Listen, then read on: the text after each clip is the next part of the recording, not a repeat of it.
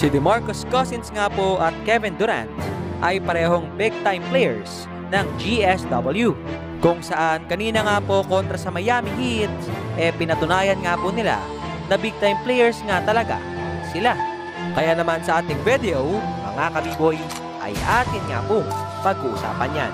Pero kung bago ka pa lang sa akin channel, ay huwag mong kalimutang mag-subscribe.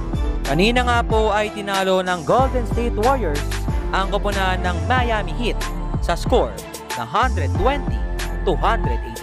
Kung saan sa bandang last 1 minute nga po ng game ay tila abante pa nga ng 1 punto ang Golden State.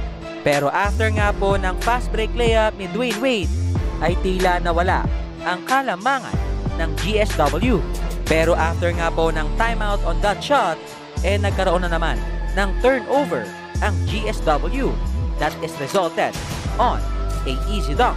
Kaya naman pumanik ang abante ng Miami Heat sa 3. Kung kaya't binawian nga po ito ni Kevin Durant ng isang 3-point shot. Kaya naman tumabla ulit ang laro. Pero pagbalik nga po ng bola sa Miami, hindi na nga po pumasok ang kanilang 3-point shot. Kaya naman on the other end of the court, sinubukan nga po ni KD na tumira pero nagpintes. Kaya naman mabuti na lang nandoon nga si DeMarcus Cousins para nga kuhain ang rebound and at least nakakuha pa siya ng foul. At magandang balita nga po para sa kanila dahil naipasok nga po ni DeMarcus Cousins ang 2 free throws, kung saan nagresulta nga po ng isang victory para sa GSW dahil nga yan sa malaking ambag nila KD at Cousins. Kaya naman yon, hanggang dito na lang at maraming salamat sa panonood.